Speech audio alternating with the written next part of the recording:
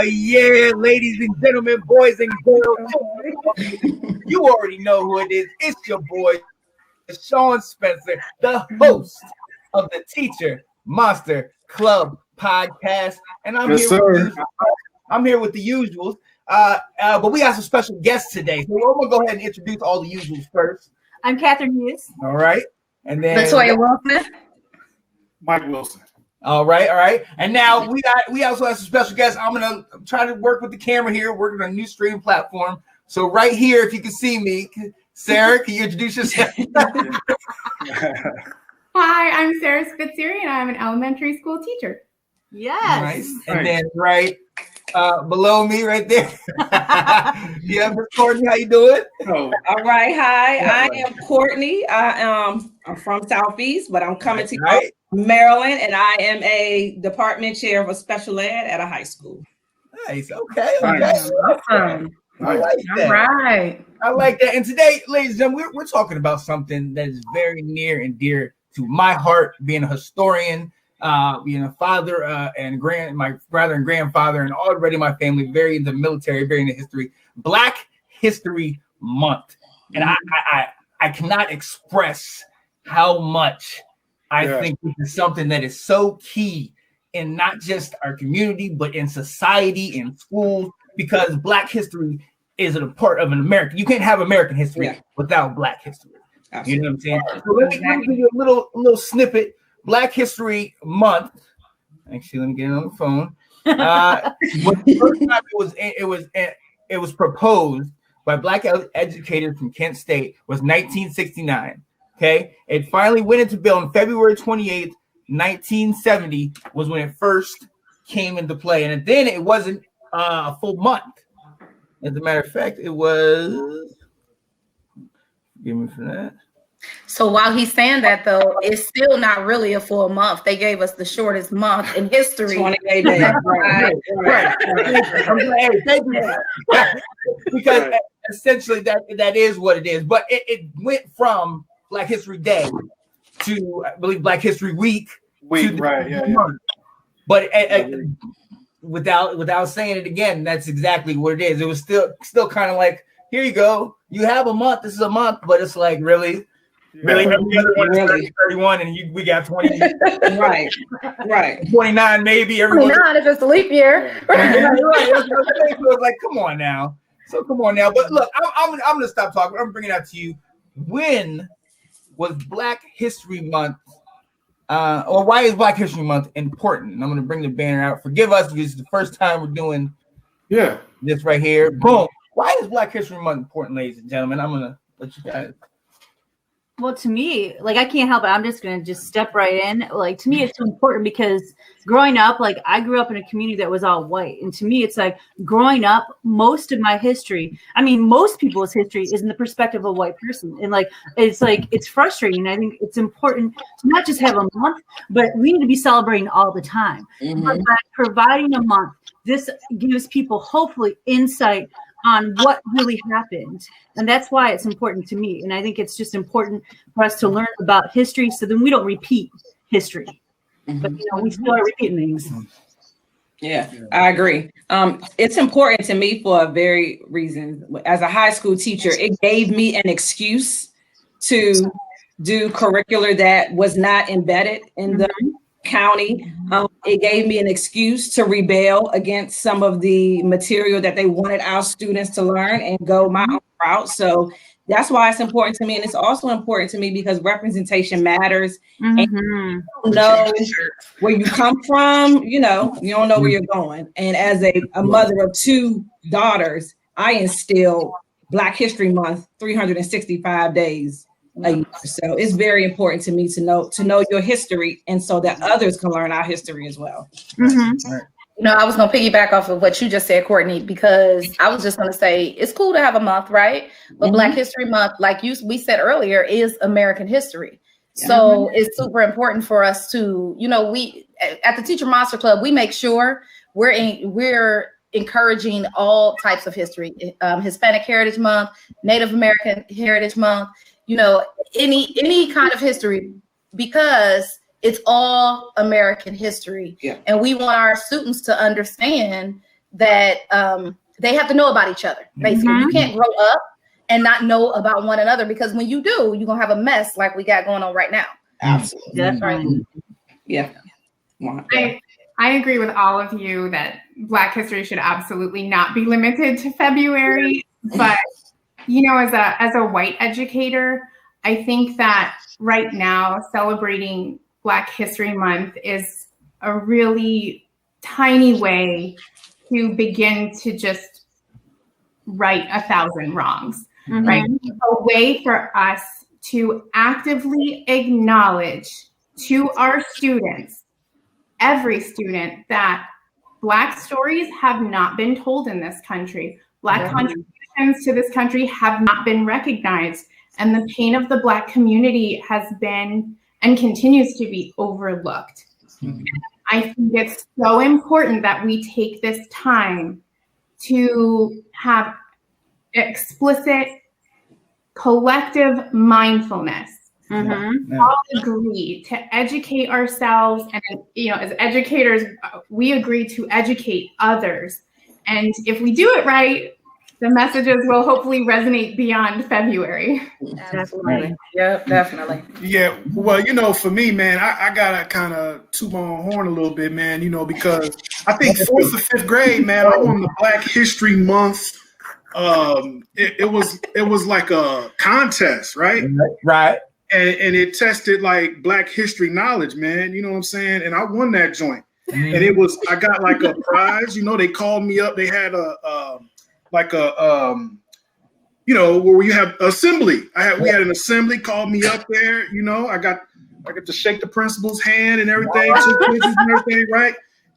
But on a more serious note, I think that it's important because it's not only important just to know who invented the traffic light, or who performed the first open heart surgery, or things like that, but like how it came to be, the backstories of those people. Yeah. I think we have to understand that a lot of inventions came along from Black people because we were the ones who had to be in that mindset. Right. Yes. You know what I'm saying? We kind of had to find a way to be more efficient with our jobs. You know what I'm saying? Right. And just because of the type of labor that we were performing. So I think it's important that people know that part of it as well. You know what I'm saying? Right. And I mean, and at the end of the day, you like I said before, you cannot separate, although you might give it a month and just distinguish this month, you cannot separate Black history from American history. There is no American history because of the fact that a lot of the thing, even the story of perseverance of our people, is the story that is America, right? Is it America perseverance? That is something that is us, is in the heritage, and it's something that needs to be celebrated every day as something that you teach to all of Americans, not just this history, this culture, or something like that. But and I'm going to say that to say, why is it essential for educators to implement instruction for Black History Month?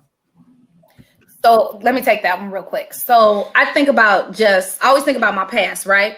So I came from all Black everything, all Black elementary school, all Black middle school, historically Black college. And you know what happened to me? I was dumped right into real world. I was dumped into Fairfax County public schools where we're a melting pot of people. And only, I knew my heritage. I knew it well. But when I started teaching, the people around me didn't necessarily know my heritage as well, right? So it's super essential for us as educators, one, learn it first, and then send it out there so that, just like we just said, so that all Americans will be knowledgeable of each other's cultural differences and cultural achievements and things like that. Yeah, absolutely. Yeah. And to piggyback off of that, students are sponges. I mean, they soak up information, even high school students. And I noticed that my daughters, they were in elementary school, 1st through 6th grade. They were the minority. They had all white teachers. And it was important for me that every time they was assigned an assignment, they were doing a Black person. Every time they had to read a book, they were doing a Black person, because I had to teach these teachers how to teach my daughters and how to teach the other 2 Black students in the class. Yep. I have an understanding of the importance of the culture and Black History Month, then the students are not going to care. So it's essential for the educators to implement instruction so the students can have an awareness, an understanding, and an appreciation. I mean, you have to first teach it to the staff, and you have to get it's hard to say, it's sad to say buy-in, but you have to get some staff to buy in on Black History Month. Like some staff, they don't think it's important. And that's before we get to the student. Got to get them to appreciate and understand our culture. Yeah. I love that you said that, though, because I completely agree, because I worked in schools prior to the one I'm at, where it was like maybe 1 day or 2 days, and it was just like, Rosa Parks or Martin Luther King. And I'm like, this is not enough. Like for me, it's so important. Yes. You're always looking at representation, but you're always looking at how you can reach the children. And if you don't know, just like what you said, educate the staff, have people come in, ask questions. You need to learn first. Yeah. And you know what? If there's something you don't know, let the children know that and go, hey, these are some resources that you can use. But it's so important that it's just not, hey, here's a video about Black History Month. You really need to infuse it into the curriculum. So that's the key. Absolutely. Yes. Yeah. Courtney, what you said about having to teach your kids' teachers how to teach your daughter is so poignant to me. And I think, not only is it essential, but speaking to white educators now, we're also ethically obligated. Historically and presently, educators are largely to blame for the proliferation of white patriarchal ideology and even white supremacist ideals. Public school curriculum is notoriously whitewashed. And I think that's why so many people have trouble finding empathy for any oppressed group, even themselves, later in life, right? Well, because of what educators have done, knowingly or unknowingly, still do every day to distort this country's history, we become resistant to learning the truth. And that's exactly how you maintain the status quo. And we need to own that. That's completely real, man. Wow.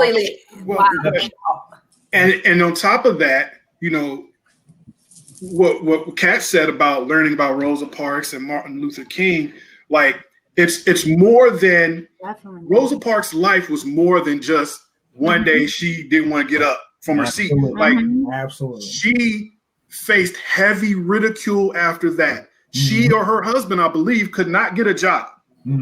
She had to move. They had to move to Detroit. They didn't stay where they were living after that. They had to move for another opportunity. Martin Luther King, at the time of his death, was the most hated man in America. You know what I'm saying? So it wasn't like, oh, he was just a hero and he was hailed a hero for his entire life. That was not the case. Malcolm X couldn't get life insurance, was almost practically penniless, couldn't provide for himself at the time of his death, was one of the most hated men in America. So I want to keep going. I'm saying so.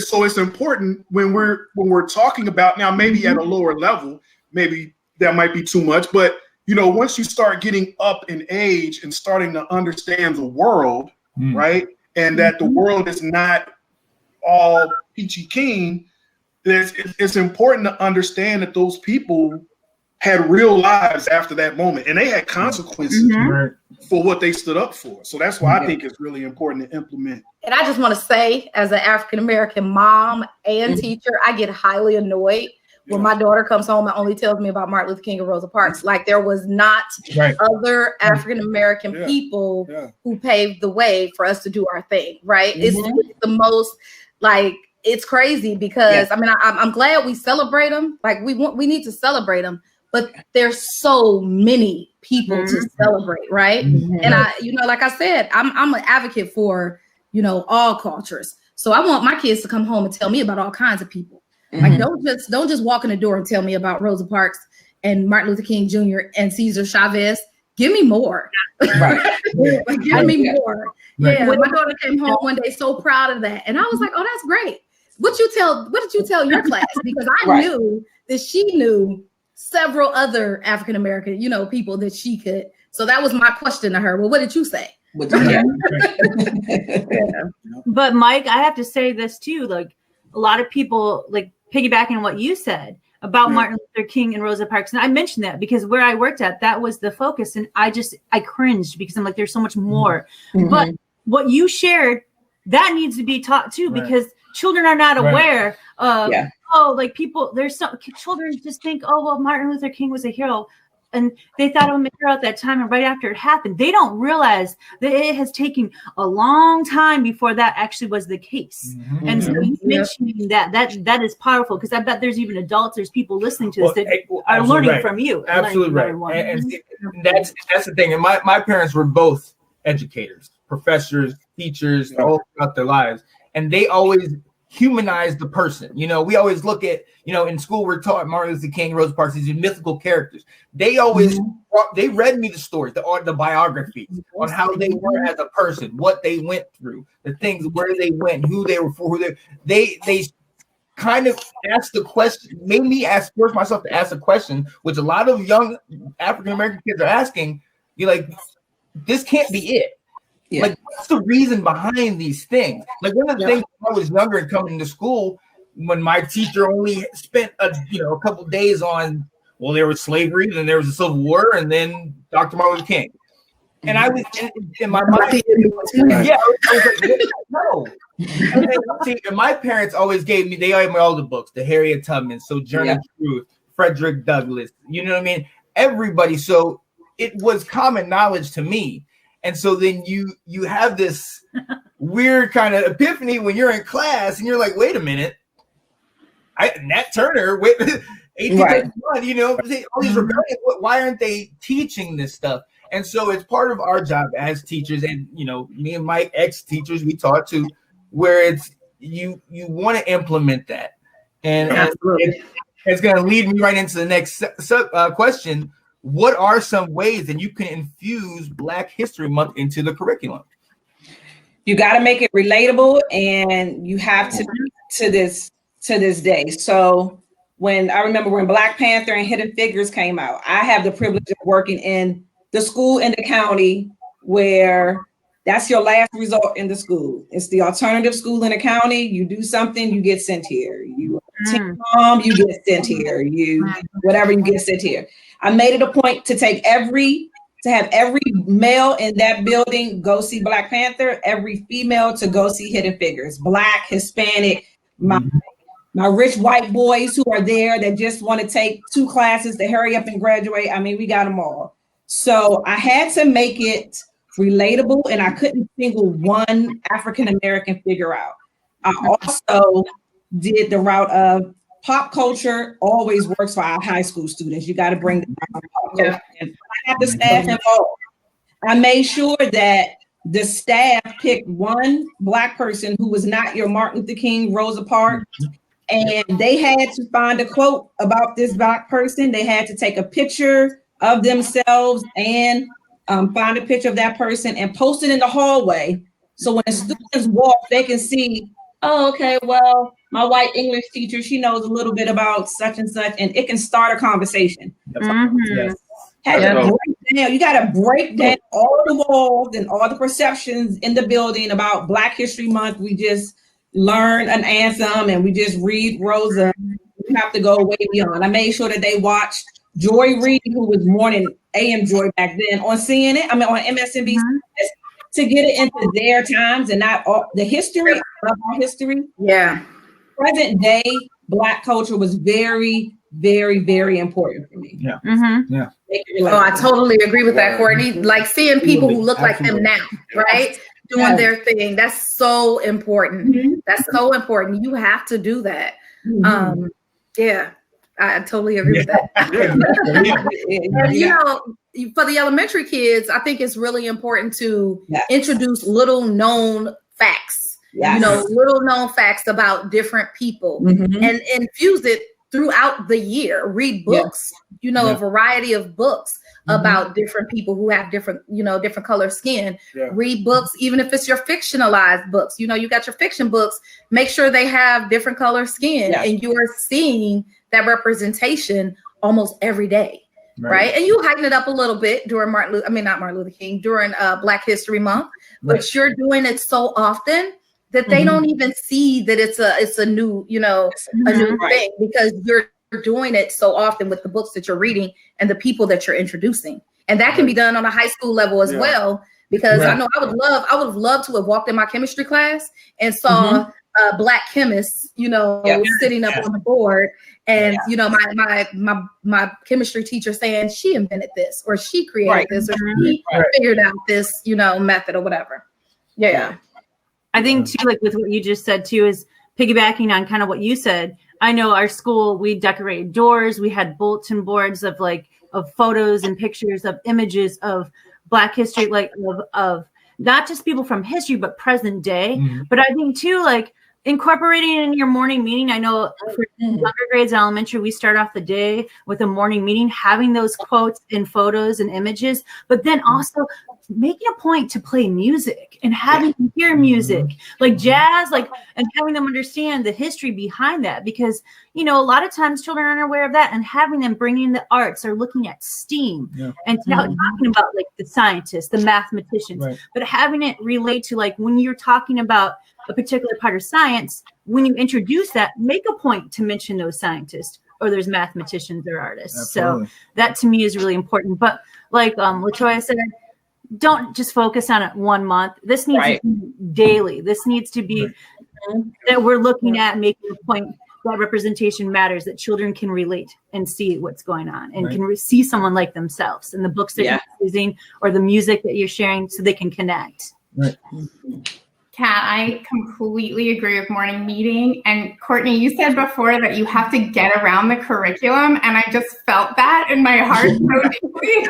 And like, you know, we want to do so much good, but we're all constrained. The most well-intentioned educators can be constrained, and in fairness, there's only so much time, right? It's not, I don't necessarily think there's malintent, but we do have to get around the curriculum. And I found, obviously it's really easy to weave different cultures into your social studies curriculum, but I found really quickly, particularly with Black history, that when you do include it in social studies, you kind of get stuck on those tropes, and you focus a lot on Black suffering. And it's really simple that to understand that history. But, you know, I think it's also really important to show, like you said, I think, LaToya, Black people living today, making a mark today, being successful, experiencing joy. And, you know, personally, I think the arts are all of our salvation. So we have activities during morning meeting, art gallery, poetry slam, and music talks. Poetry slam. That's where I try to, it's, you know, usually like focused on different cultures, women. We're kicking off Black History Month by examining a painting by Basquiat. And, you know, we learn about, like I loved, like last year I got to teach Langston Hughes and Audre Lorde second.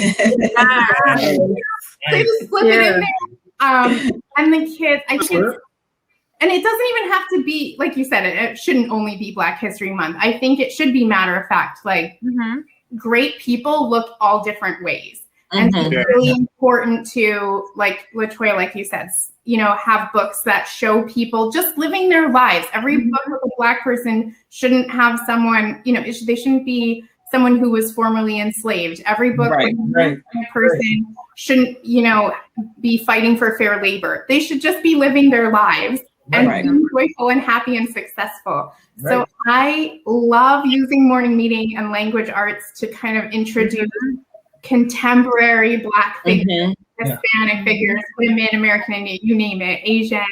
I just want people to see that, everyone has something to contribute, and people from every background contributing. So that's how I like to speak it. I love that. And to piggyback onto all of that, just very quickly, it's fortunate, but then it's unfortunate. Black people, we're still celebrating firsts. You know what I'm saying? In 2021, like, for instance, with the Super Bowl or the AFC Championship game, we've never had in the NFL, all the coordinators were Black. Yeah. So just FYI, Mike and Sean always got to bring in football. Oh, God. It's just an example. Of course, it's never been done before. But then, on the flip side, right, we have the vaccine for the coronavirus. Right? Yeah. That is being led by a Black woman, right? There's examples that we're seeing playing out on TV that's just happening in everyday life, and there's just we're just regular people in their present day. You know what I'm saying? And they're still first being done. I think we just sworn in the Department of the Defense Secretary is a Black man. He's the first one ever. That happened like the other day. You know what I'm saying? So it's just things that are just happening. You don't have to really reach too far, because it's still happening. Well, cool.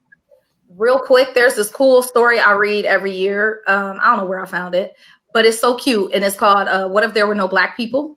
And it's the cutest story for like first, second, and third grade kids, even fourth, fifth, sixth grade kids, because it talks about everyday things that's in your house that we wouldn't have if there were no Black people, like the refrigerator, the ironing board, like simple, the first washer machine, very simple things that you never even think about were contributions of African Americans. That would be a really cool story. So I just want to throw that out there. Yeah. I know every time you shared it, like the children are just shocked because they're like, we'd literally be sitting in the dark. We wouldn't be able to drive. Basically, your life would be completely different. And it's just eye-opening because I know if you shared that with my class, it's definitely something to check out for sure. Absolutely. Yeah. Absolutely.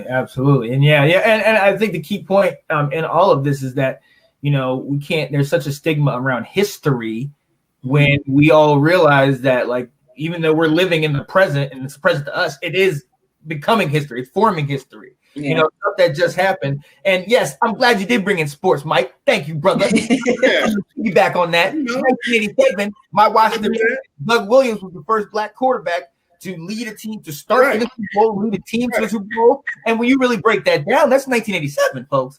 But on top of that, Sean, we just had earlier this season, the NFL was the first all-Black referee crew. Right. Yeah. For the NFL game. But see, that's what I'm saying. Because, rest in peace, a couple of days ago, Hank Aaron passed away. And I found out, I put up a post that I learned about him before I learned about Babe Ruth. I remember going to school and some of my white friends said, hey, Babe Ruth is the best. And I'm like, no, Hank Aaron broke his record. You know what I mean? Like, and it's just history, sports history, Jackie Robinson, Doug Williams, these coaches that are becoming Art Shell, the first Black coach in the NFL, is history. It's all progress. And we got to take off the stigma of history being 30, 40 years ago. History is, in the making. History. We're in the making. A woman wrote a book and then created a website and is now helping us talk. Wow, that's history in the making, LaToya. History right there, y'all. The Teacher Monster Club. It's available on Amazon, Walmart, everywhere. Okay. No, I have no shame in putting that plug there. As a matter of fact, hold on. Yes.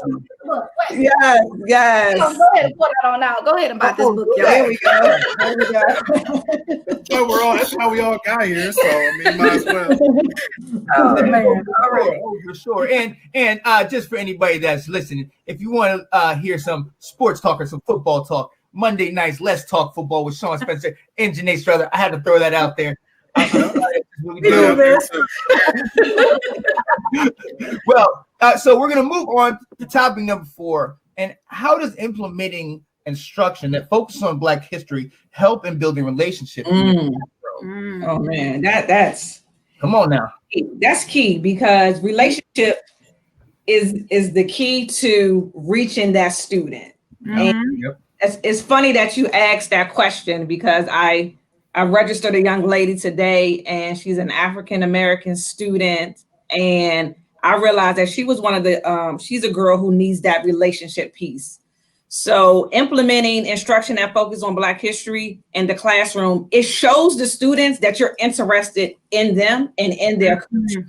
Yes. Because when I saw that my daughter was not being taught how I wanted her to be taught, and maybe my standards are a little high for Black history, she thought, well, maybe the teacher don't like me, or maybe the teacher don't like me.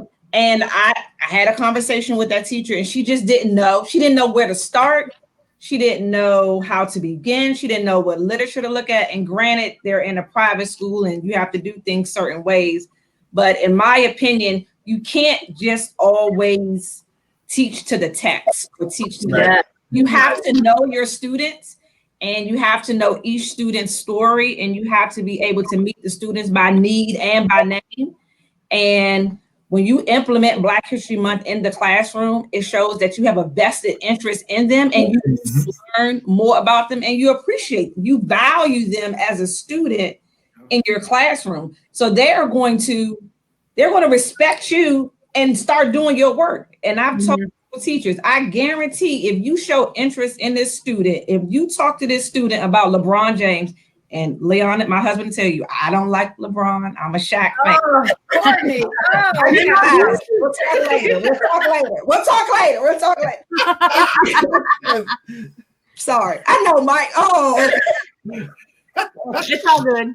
Okay. If you show interest in LeBron James and have a conversation, step one on bringing Black history into the classroom. And then you can go on with other things. Then we could talk about John Lewis, and then we could talk about Barack Obama. But you got to start somewhere. That shows the kid that you're getting down on their level. You're meeting them where they are, and you're building that one-on-one relationship. So I like that. I like that. I just to interject right here. I mean, that's you couldn't have hit the nail more on the head, because that was for me when I was in school. I was big into Black history, but I wasn't into really reading. Because a lot of literature I was reading was a little bit more advanced because where my parents were trying to teach me. But one of the things I loved to get involved in was football. I loved reading stats, cards, the whole nine. My favorite teachers were the ones that had a poster of Jerry Rice on their wall, had Muhammad Ali on their wall. That to me was like, okay, let me talk about that. And like you said, meeting them where they're at. When they hit me there, I'll listen to anything you got to say now. Because we're on another level. I actually know you care about me outside of just Spencer, Sean. You know what I mean? It's actually the person. So I love that you said that, because that's key. That's absolutely key. Yeah, I agree. So I have to laugh at Courtney when you said LeBron James, right? Because in my classroom, I have this poster, and it says, please don't interrupt guided reading groups unless you're bleeding, it's flooding, or LeBron James has walked in the room. And every year, all the kids are like, just laughing. And it's the biggest, most fun joke every year. You'll hear a kid say, look, Miss Wilson, he's there. And I'm like, what? But yeah, no, I totally feel that, man. I totally feel that in every way. I think about, my childhood, like my own childhood, even living in a full Black community, 90% of my teachers were white. So we still didn't learn, Black history. I think I really got most of my Black history knowledge from my mother. And then when I went to Central State, when I went to my HBCU, that's where it really was infused. So like Mike and I are adamant about our kids learning everything. They know they can recite everything. You know, at Maya's 8 and we don't mess around. You gotta learn it. You gotta know about your history. You gotta know where we come from so you know where we're going. Absolutely. Yeah. Well, I think too, like when you're talking about just the fact of building relationships, like what you said, sharing like that, but like taking the time to find those books and finding the interest and putting that in your morning meeting or putting that in, just having those conversations. Because I know for my students, I love sports. Everyone here knows I'm a huge Michigan State fan, but like that's kind of how I relate to like some of my children, or then not only just through sports, but through music. Like whether I play, like I told them how I love Chicago and I love Chance the Rapper. Like I love that. Like, but just those simple things really helps you have those conversations that might not be educational, but it brings them in. And they need to see that you're just a person too. You're not just their teacher, but you're someone they can talk to, they can relate to.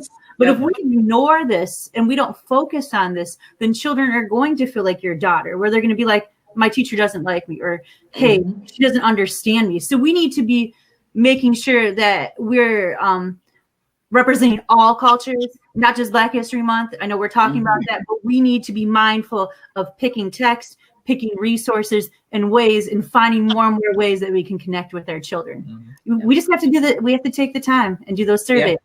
And that's what's most important. Yeah, sorry, Kat. No, I think it really goes beyond your relationships with those specific kids too. I mean, I think when you do things like celebrate Black History Month or any National Heritage Month, I think you're really doing two things. You're, first of all, just what you've all said. I think you're affirming to that child they are safe, they are seen. You're telling them that their story is valuable and worth telling. You're telling them that they are worthy of an audience. And I think, you know, in terms of your relationship, when a kid feels loved and seen, they're going to blossom. They're going to give you their best, and they're going to give their classmates their very best. But I think you do something else too, right? I think you also, by making it a point to learn about different types of people, you're also creating a culture of curiosity in your classroom. It goes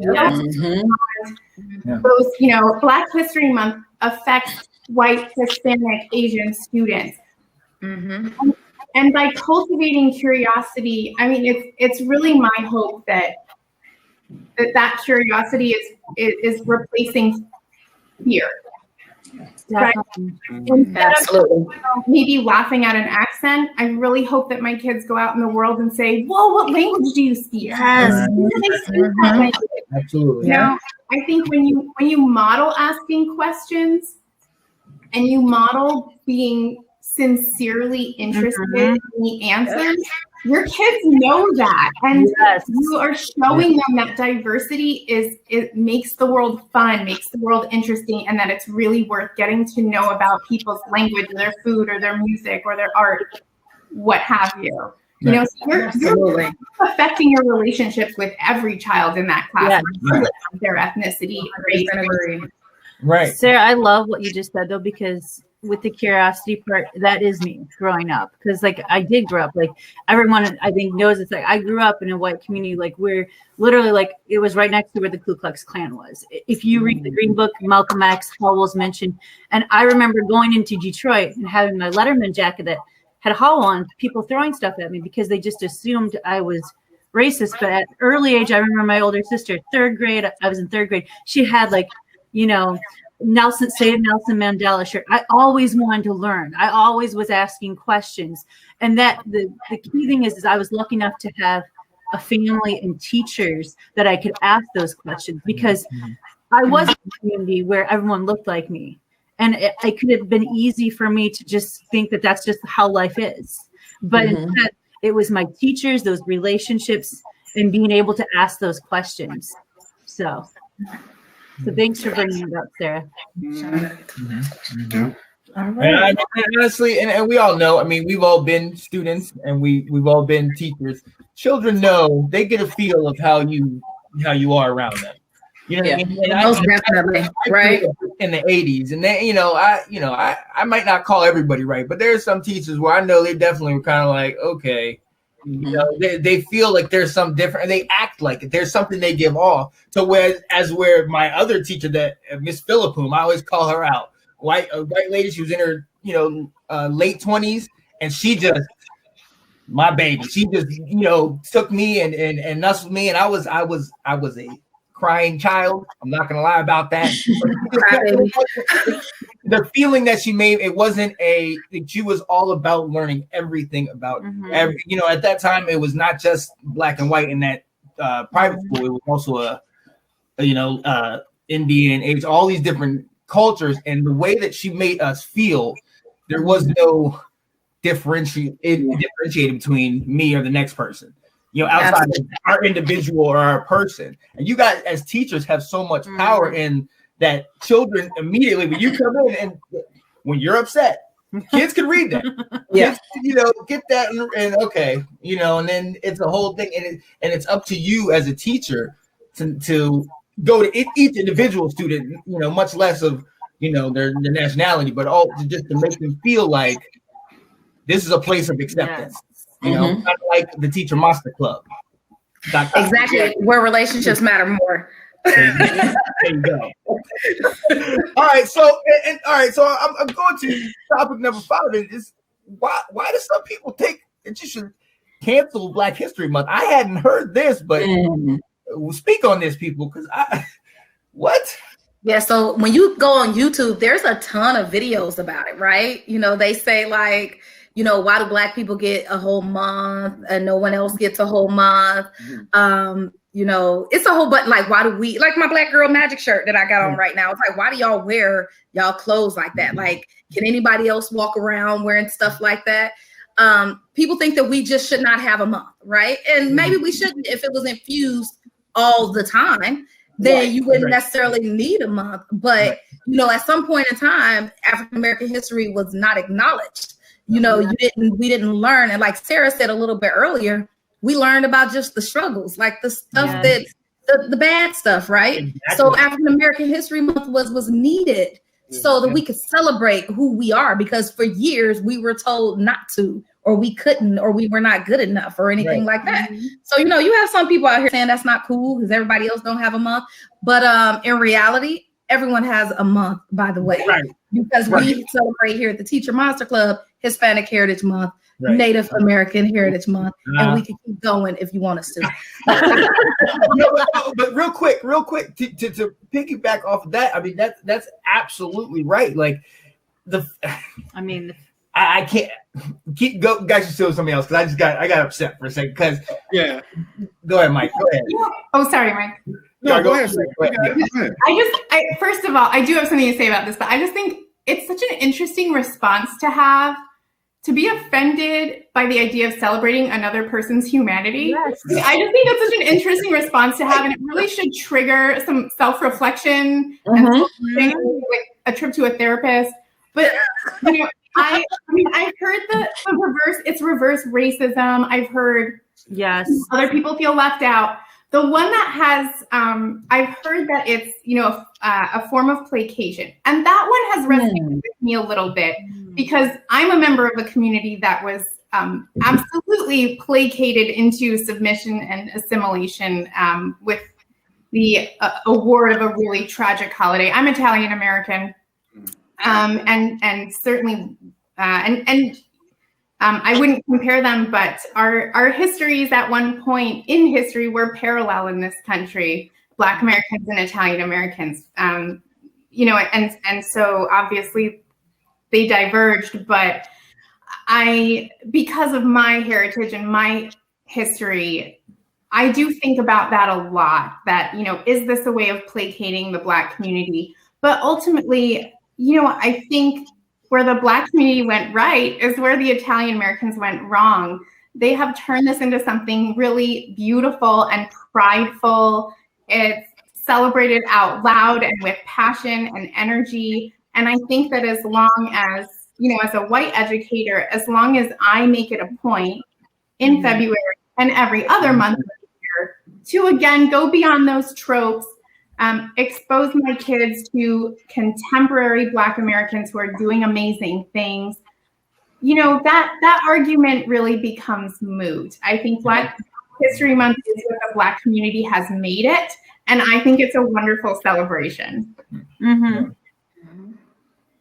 Yeah, I think that way of thought, that train of thought, probably comes from, I think you mentioned it earlier, Sarah, that so much of Black history is about suffering and pain and slavery and people being fed to alligators and dogs. And well, who wants to talk about that?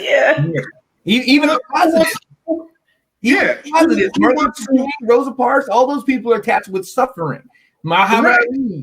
The horrors, the horror of and the institution of slavery is so much of it is rooted in that. You know what I'm saying? And who wants to talk about that all the time, every single year? It's the same thing. Who would want to, you know what I mean? So it's like, or here we go again talking about how horrible it's been for Black people and how horrible white people are. Nobody wants to think about that. But if it were flipped and implemented and more creatively, right, and more modernly, if that's a word, right, and we talked about and celebrated more of that, then it's kind of cool and it's hip. You know what I'm saying? Yeah, Jay-Z, Beyonce, you know, Drake, like things like that, right? As opposed to what we normally talk about when it comes to this time of the, you know, of the year. You know what I'm saying? Yeah. Well, no one ever said cancel Martin Luther King Day because they get that day off. Yeah. They go to work, they get that day off. When they get Juneteenth, when they're not going to work on Juneteenth, they're not going to say cancel that day because they get that day off. So, in my opinion, if it doesn't benefit that person and it doesn't speak to that person, they're going to say cancel it. I mean, I feel that our culture, our Black history sometimes infuriates others. I mean, I really do feel that they are just some people who are just that jealous. And while we wear the shirts, we are a group of people who like to affirm ourselves. That's how we get over the tough times, when we affirm ourselves, when we make quotes and when we say Black magic and Black girls rock and HBCU rock. We have to have something to hold on to because they're always taking things away from us. So the shirts, the Black History Month, the Black Lives Matter, we're going to keep doing it. And when you tell us not to, you know, we're just going to do it more. Yeah. It's just affirmation. It's like you said, it's affirmation of being here. We're here. Like we're here. We're not going anywhere. Everybody just deal with it. Right? Almost like speaking it into existence. Yes. Because oftentimes we're the only ones in the room, right? Yes. That's the other thing. We're the only ones in the room. It's one or two of us in a space. And that would be my response to anyone who would say, well, why do you get a month? Why don't we get a month? I would say to them, how many times in your life have you been in a room where no one looks like you? Or everyone does not, you're the only one who looks like you all the time, right? How many times does that happen to you on a daily basis or in a week, or in a month, where you go into a restaurant or you go into your place of business, right? And you're the only person in that room that looks like you. But how did that make you feel? Right. You know? I was just gonna say, Mike, too, anyone that's thinking that way, then we know we need to still continue to think about, we're educating. And hopefully the more we educate and more teachers that are infusing this into the curriculum and they see how important it is, whether you're a white teacher, Italian teacher, Black teacher, that we see how important it is, because hopefully there will be change from what we're doing, that no longer people will think that way. Because I mean, it's sad to even think that people think that way, but part of it is we have to be mindful of their lens and their experiences and how they've grown up, because seeing how things are portrayed sometimes on the news, TV, not to be too political, but there's some fear sometimes for people, but that's because of how they've been raised. And that's not okay. But that's why it's so important as teachers that we're focusing on representation. We're focusing on teaching the history because we are going to make a difference. We are going to be the change, and we no longer will have that thought process. That's my goal. There you go. So. There you Just go. a real I quick, like that. got this real quick in there. They said the teachers are the first responders, right? Yeah. The ones who come to the rescue, make sure these kids know everything they need to know about every culture everywhere, so we can all, get past all this craziness. Yeah. Absolutely.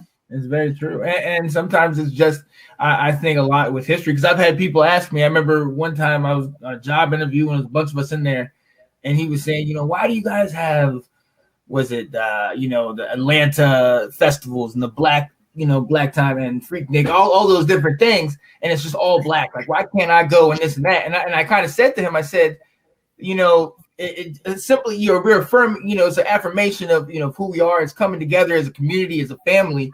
But you got to understand, it wasn't that long ago before we couldn't meet together out in open and celebrate just our heritage, our Blackness, all that. That wasn't acceptable. And in some places, we know we can't still meet groups without an assumption of something. So and I told him, I said, we have to understand that, back to your point, Sarah, a lot of history was whitewashed. So there's a form of, you don't even know that you're being taught that this is maybe bad or this, that, because it's so one way. So when you see somebody else trying to glorify themselves, you're like, well, what are you doing? And it's like, we've been doing this in our community forever. It's just that now we have the opportunity, we have the ability to stand up and say it, and we're going to be proud and say it, because yes, our fathers and our parents and our grandparents were not able to. You got to understand, we're speaking for a lot of them. One of the things my parents always told me, before you leave this house, you make sure you are, taken care of, everything's right, because you are not just representing you. You represent me, your father, your grandparents, their parents, everybody that came before you. You will not make us look some kind of way by your food. I know y'all echoed that. I still get that. You know what I mean? Yeah. But it's something that it's, as educators, we have very very key position, frontline workers in what is a pandemic for a lot of people. Not everybody, but our community in particular. And I think Black History Month needs to be a launching pad for Black History Year. You know what I mean? It needs to be so ingrained in the culture that it doesn't get looked at as, oh, well, why are you guys? It's no different. Right. It's just ingrained in right. All communities, Right. Woo! Well, I like this. All right. We're on a new streaming platform called StreamYard. We're gonna be coming to you like this. We can see everybody's faces. We feel like we're on TV. I know, it's fun. So great. So great. Yeah, this is dope, man. I like this. And Sarah and Courtney, guys, feel free to come back anytime. I definitely will. Thanks for having us. Thank you. This was amazing conversation, like amazing roundtable. I just am in awe of what I was able to Sorry, do. it went a little longer, but the conversation was going good, y'all. great. All right. So I am Sean Spencer, your host. I'm Kat Hughes. Toya Wilson. Mike Wilson. Whoever. Oh, I'm Sarah Spitzer. And this has been the Teacher Monster Club podcast. We'll see you soon. Stay tuned for good things. Hi, guys. Hi, guys.